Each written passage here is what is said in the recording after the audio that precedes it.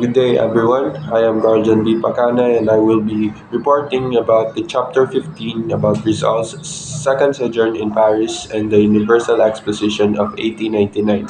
So, this chapter unfolds a significant segment of Rizal's journey, marked by his second sojourn in the enchanting city of Paris and his engagement with the Universal Exposition of 1889. Rizal, who was both brilliant intellectual and a fervent advocate for the world, far from removed from his homeland but deeply connected to his mission. As he settled in Paris, he encountered a series of challenges and opportunities that would shape his path as a reformist, historian, and a patriot. So, as we explore the various aspects of Rizal's life during this time, we will gain insight into his unyielding commitment to the Filipino people's aspiration for justice, equality, and national pride. So, in this chapter, we will embark a journey through the corridors of history, following Rizal's footsteps in the vibrant city of Paris during the year 1889.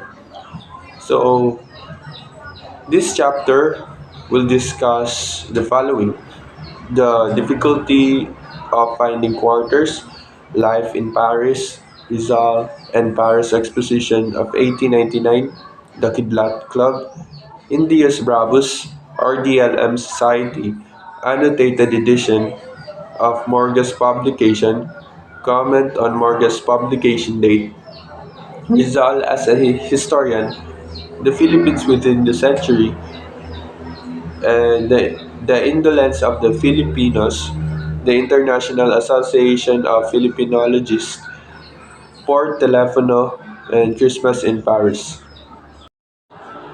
So, in the spring of 1889, Paris was abuzz with the Universal Exposition, attracting visitors from around the world. So, hotels and rentals were in high demand, driving up prices. Rizal, just arriving from London, found himself amidst of the vibrant Persian scene. Despite the social whirlwind and city lights, he remained dedicated to his artistic literacy and patriotic work. During this time, he published his annotated edition of Morga's Success, established three Filipino societies, the Kidlat Club, the Indios Bravos, and the RDLM and Society, and penned a satirical piece titled Por Telefono, aimed at Fr. Salvador Fund. So, this means that Paris was a buzz on the Universal Exposition, attracting visitors all over the world. Who just arrived from Rizal, who just arrived in London, immersed himself in patriotic pursuits, and this shows his works on the Filipino societies he created in Paris, which is the Kidlat Club, the Indios Bravos, the RDLM Society, and more. So Rizal really made impact on the Paris Exposition of 1899. So, difficulty of finding quarters.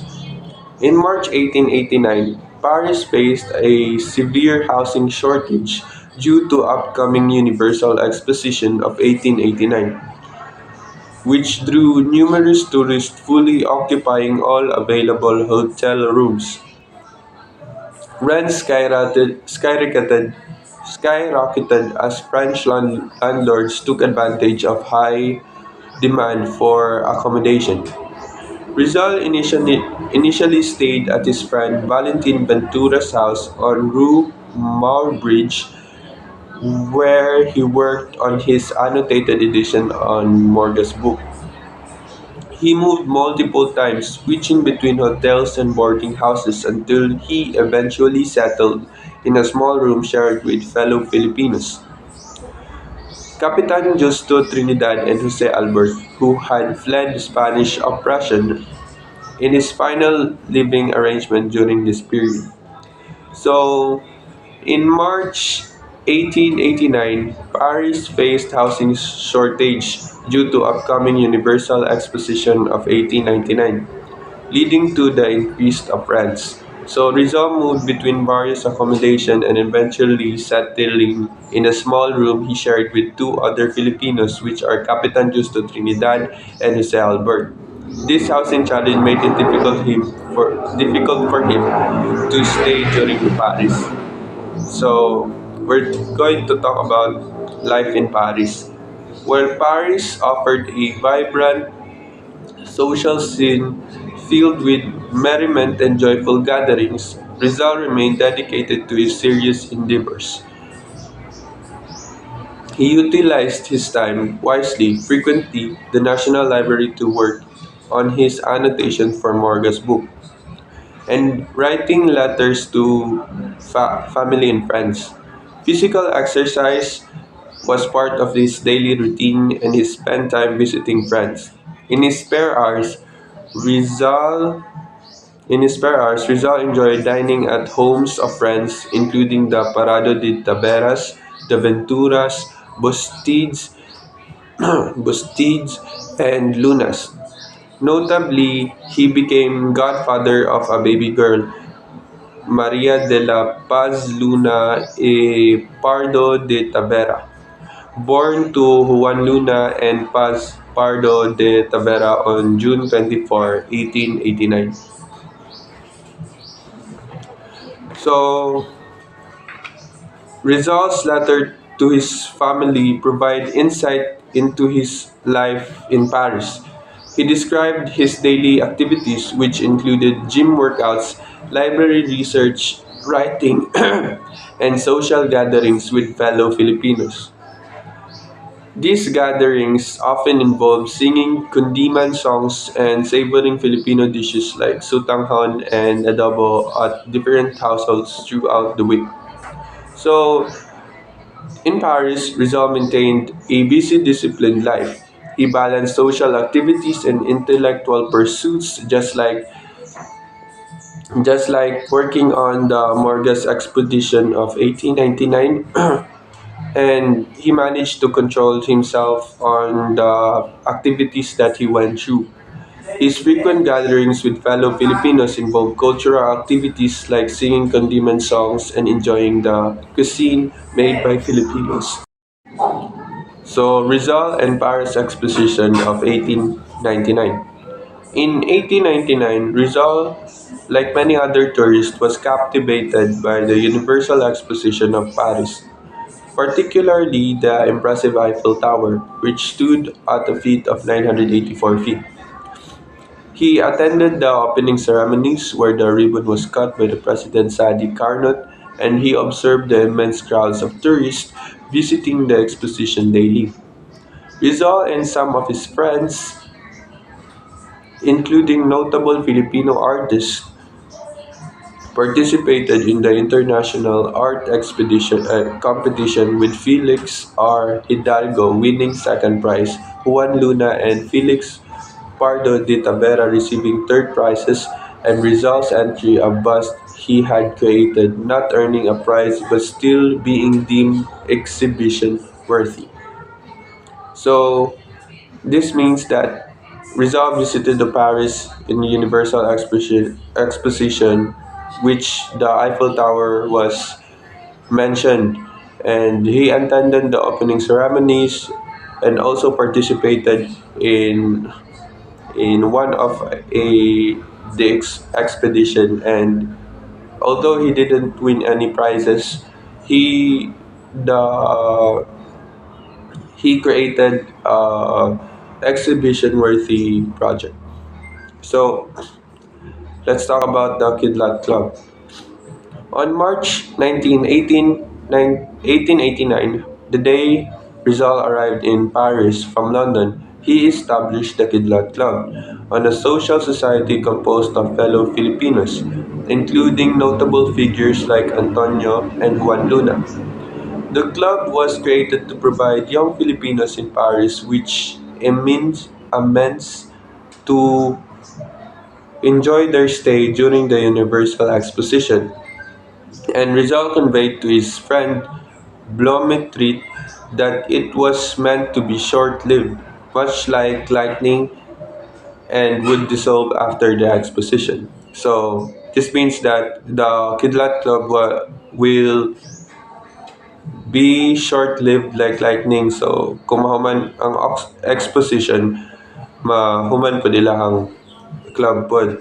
So Rizal formed the Kidlat Club on 1889 in Paris with fellow Filipinos.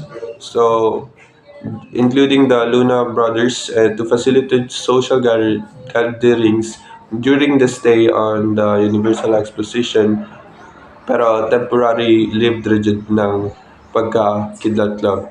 So, so let's move on to the next Filipino society that Rizal created, the Indios Bravos. So, during a visit to the Universal Exposition, Rizal and the Kidlat Club were inspired by the proud American Indian display.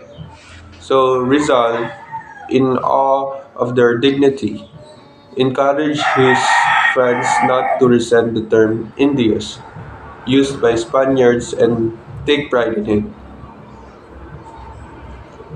This led to the formation of new society, the Indios Bravos, whose members pledged to excel in both intellectual and physical pursuits, to earn the admiration of foreigners, Ris- including the Spaniards.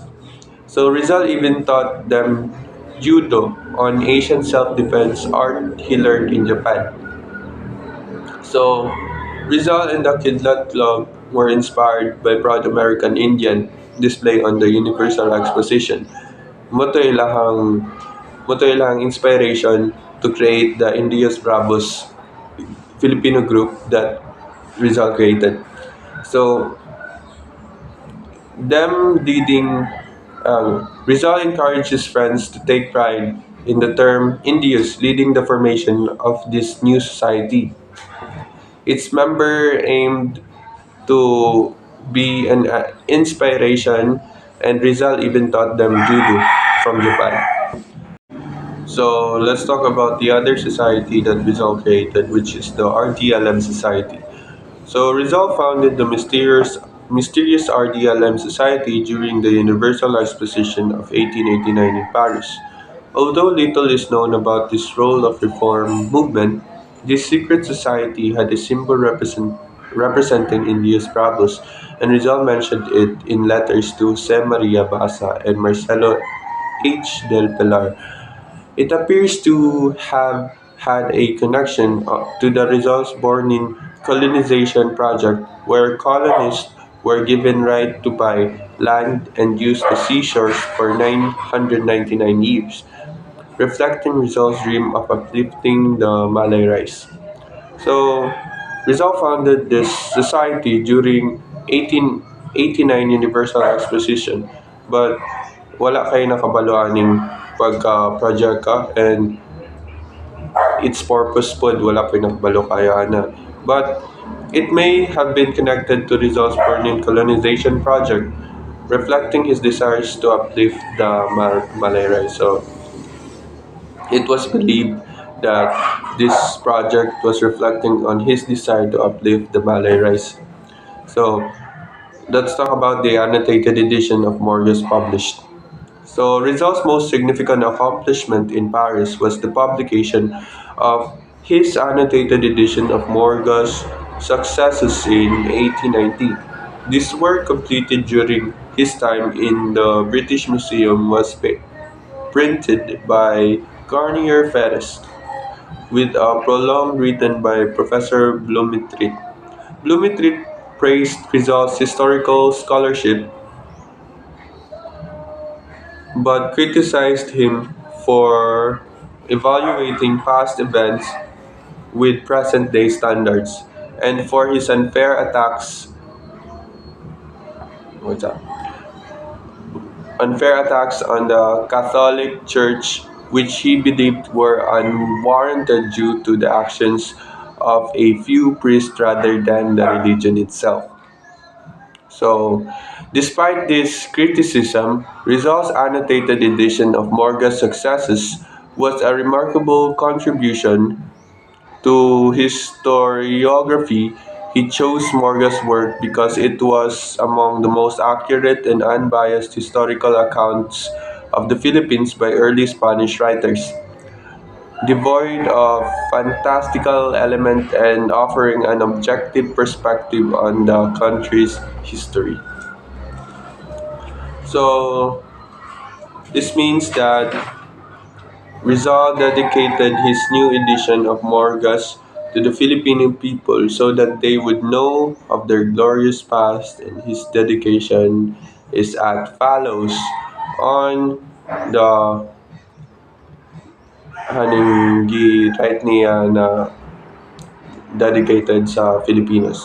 So I will read it to you on the to the Filipinos. So in the Noli Me Tangere, I started to sketch the present state of our fatherland. The effect which my attempt produced made me realize before proceeding to develop before your eyes other pictures to follow the necessity of first giving an understanding of the past in order to the better judge to present and measure the path traversed during the 3 centuries. Born and reared in ignorance of our past, like almost all of you, without voice nor authority to speak of what we have not nor studied, I deem it necessary to invoke the testimony of an illustrious Spaniard who controlled the destinies of the Philippines at the beginning of its new era and personally witnessed the last days of our ancient nationality. It is, therefore, the shadow of our ancestors' civilization which the author now shall call before you. I transmit to you faithfully his words, without changing them nor mutilating them, adapting only in so far as possible to modern orthography and introducing greater clearness in the rather defective punctuations of the original to facilitate its reading. The office of the nationality and virtues of Morgas, together with the date and testimonies of his contemporaries, Spaniards for most part commend the work to your serious consideration. If the book succeed in awakening you, the consciousness of our past blotted from memory and in rectifying what has been falsified and calumniated, then I shall not have labored in vain. And with this basis, slightly through it be, we can all devote ourselves to the study of the future.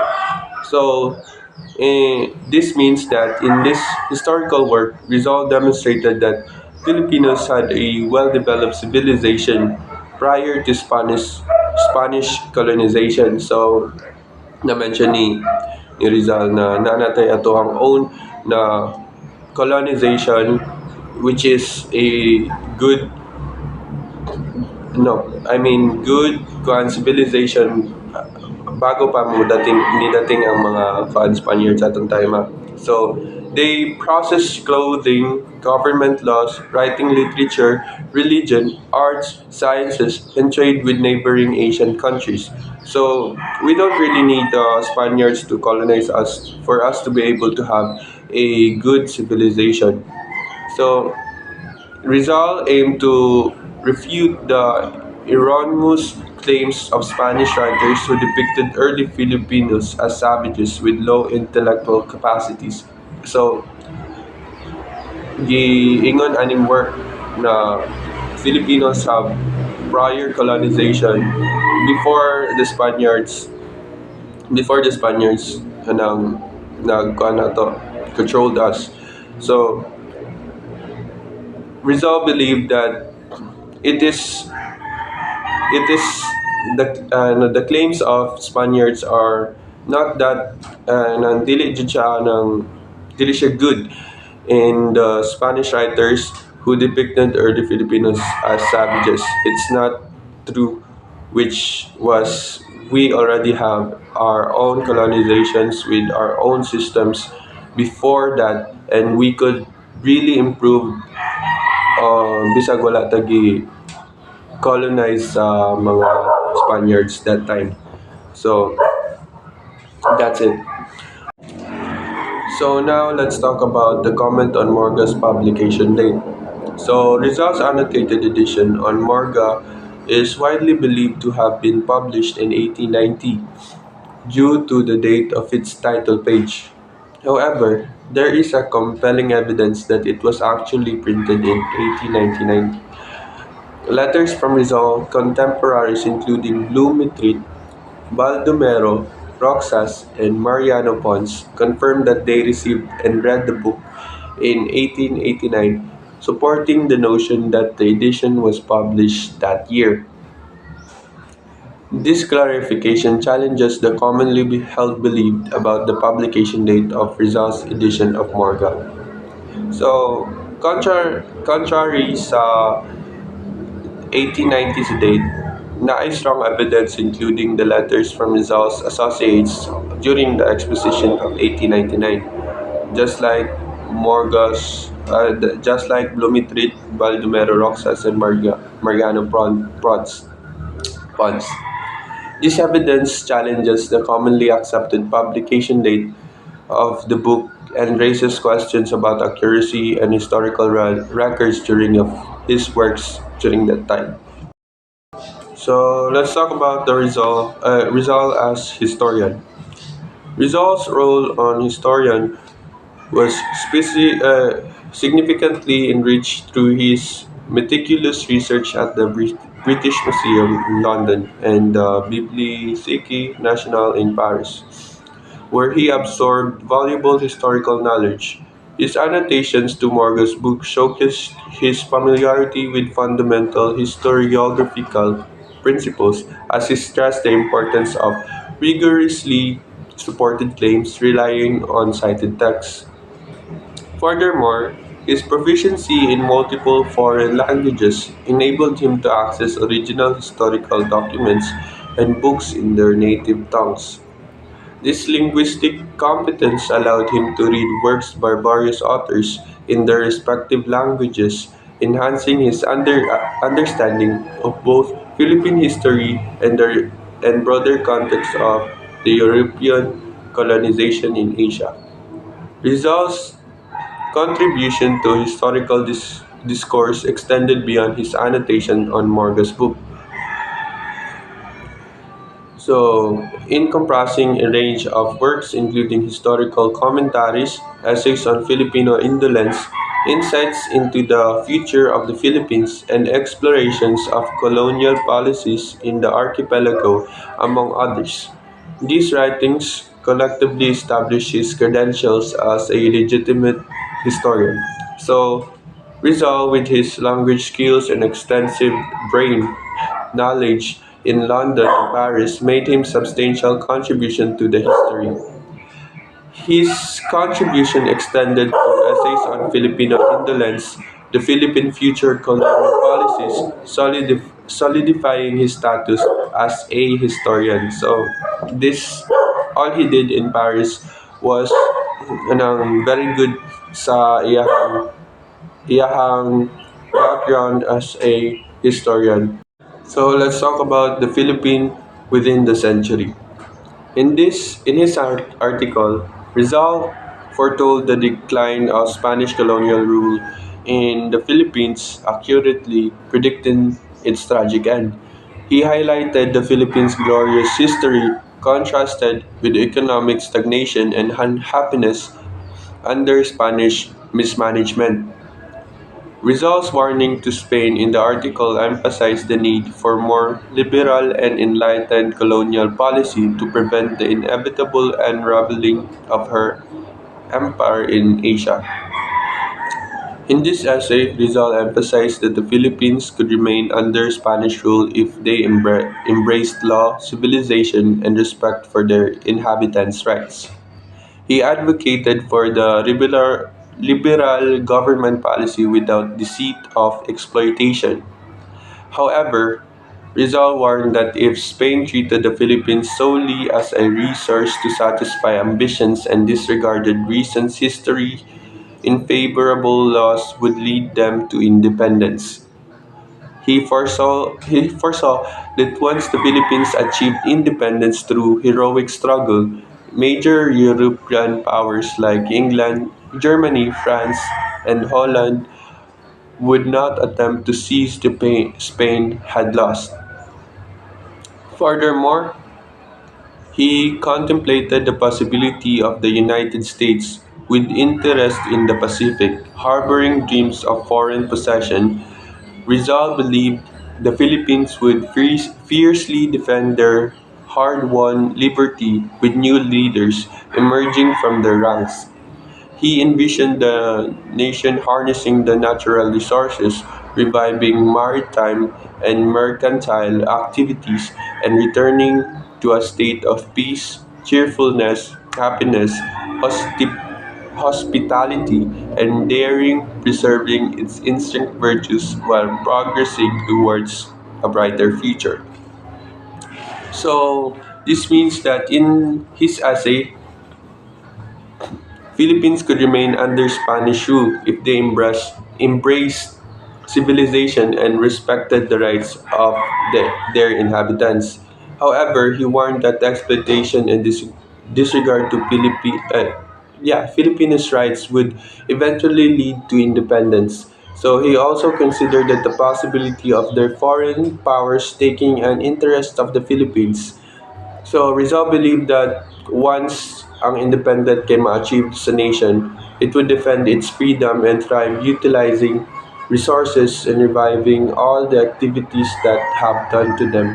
So Rizal predicted it all. So nasa iyang essays na nagpredict nagpredict sa unsay mga mahitabo kung ayohon pa sila og ng ayohon pa ang Filipino i-mistreat or mismanage na giayo na sila abuso. So, eventually, makakuha agad tag independence and thrive for freedom kay giayo tag abuso anang mga Spaniards sa una. So, Rizal predicted that in his essays. So, let's talk about the indolence of the Filipinos. So, in his essay, the indolence of Filipinos, Rizal explored the reasons behind that was perceived as Filipino indolence during the Spanish colonial period. He argued that Filipinos were not inherently lazy, as they had a history of industry and hardworking prior to Spanish colonization. Rizal identified various factors contributing to the decline in economic activities, including internal conflicts, labor demands imposed by the Spanish, government neglect, and the influence of Spanish missionaries. Rizal also highlighted the wisdom of adapting to the tropical climate, where less strenuous work was necessary to thrive due to the abundant natural resources. He encountered the notion of Filipino indolence, emphasizing that it was a product of historical circumstances and environmental factors rather than inherent laziness. So, the the essay on the indolence of Filipinos, Rizal argues against the idea that Filipinos were inherently lazy. So he pointed out that we already have we already have historical systems before prior to the Spaniard colonization. He contended to perceived as indolence was a consequence of historical and environmental conditions rather than a fundamental trait of the Filipino people. So, dili, uh, si Rizal, iyang contended na ang perceived na indolence was rather a not a fundamental trait of the Filipino to be inherently lazy. So he argued na naamantay ay namatay civilization sa una. We're not gi-research good ni Rizal na ang Filipinos kay dili jud sila inherently lazy.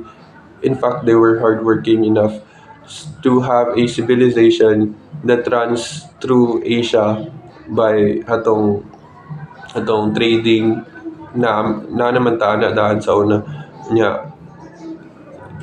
The Rizal argued na dili na sa inherently lazy ang Filipinos. That's why wala sila ni achieve that kind of success on the civilization on any other countries.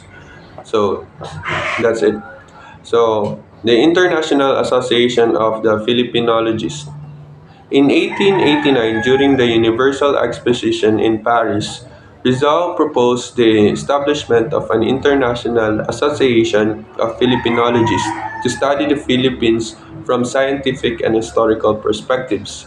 The proposed officers included Dr. Ferdinand Butrit, Austrian, as president, Mr. Edmond Plachut, French, as vice president, Dr. Reinhold Rost, an Anglo-German, and Doctor Antonio Marigidor, Filipino-Spanish, as counselors, and Dr. Jose Rizal, Filipino, as secretary. Rizal intended to hold the inaugural convention of this association in Paris in August 1889, but it was discouraged by the French government due to the international exposition. So, another project in Paris was Rizal's plan to establish a modern college in Hong Kong. This college aimed to provide education in the line demands of modern times and circumstances. Rizal had a wealthy Filipino supporter, Mr. Mariano Cunanan, who promised initial capital of 40,000 pesos. The curriculum included subjects like ethics, religion, mathematics, history, languages, and physical education. Regrettably, this project did not come to fruition in Paris. Through Rizal later established a school for boys during his exile in the Pitan, where he implemented his pedagogical concepts. So, in Paris, Rizal aimed to create an international association of Filipinologists to study the Philippines with support from scholars like Ferdinand Blumentritt. So he had a vision of establishing the Hong Kong modern college in Hong Kong. Pero wala siya na dayon on the grand projects were never realized this time.